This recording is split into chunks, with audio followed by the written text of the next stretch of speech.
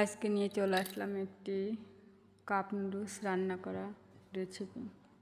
চলুন দেখা যাক কীভাবে রান্না করা। এই যে চিকেন কোরমা নামে একটা নুডলস, ওই নুডলসটা মুখটা খুলে পেয়ে গেলাম তেল, মশলা, কাপ নুডলসের ভেজিটেবলসের প্যাকেট, তারপরে পেয়ে যাচ্ছি আর একটা প্যাকেট, সেটা না হচ্ছে কাপ নুডলস টেস্ট মেকার। খুবই সুন্দর খেতে হবে, প্যাকেটগুলো পেয়ে অনেক খুশি। তারপরে একটা চামচ, আসলে চামচটা দিয়ে কুচি কুচি ওইভাবে উঠিয়ে উঠিয়ে খেতে হবে। তারপর একটু গরম জল দিয়ে নিচ্ছিলাম, তার ভিতরে এই যে ভেজিটেবলসের প্যাকেটটা দিয়ে নিলাম।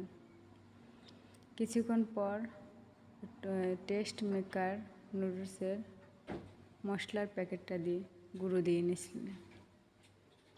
এইভাবে দেওয়ার পরে তেলটা দিয়ে নিয়েছিলাম আগে, তা স্কিপ তুলে ধরিনি যেহেতু দ্রুত ভিডিওটা করা হয়েছে।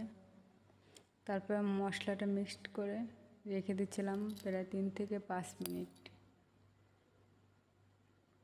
রেখে দেওয়ার কিছুক্ষণ পর নুডলসের মুখটা আবার আগলা করলাম।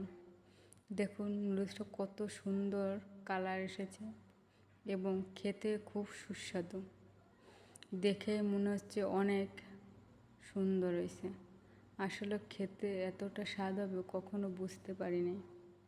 খুবই সুন্দর একটা ফ্লেভার এসেছিল। এই হচ্ছে কাপ নুডলস রেসিপি। আসলে শর্টকাটের ভিতরে রান্না করা একটা ঝামেলা, তার ভিতর এটা হচ্ছে খুব দ্রুত একটা সুন্দর একটা রেসিপি। এটা খেতে খুবই সুন্দর হয়েছে। নুডলসগুলো একদম অনেক